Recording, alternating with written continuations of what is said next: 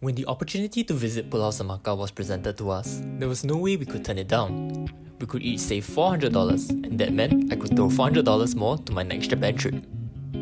We boarded the bus to Pasir Panjang Ferry Terminal, our first time there for all of us, and probably a last. Walking along the jetty, the ferry that would send us across the waters came into view, giving me wild Tekong flashback vibes. At this moment, my heart was racing because I nearly dropped a $300 GoPro into the water.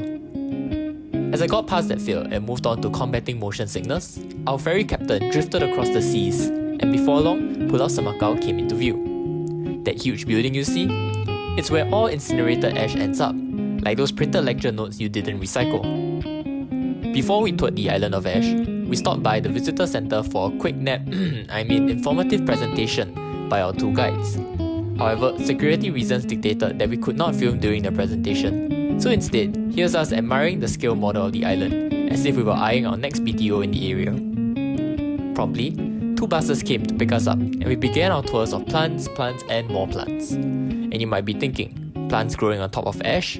Well, we didn't think of that until our guide told us that the top 2 meters were topsoil brought in for the very purpose of growing plants. We also came across these magical wishing wells that I almost threw a coin in until our guide told us that they were for water sampling purposes.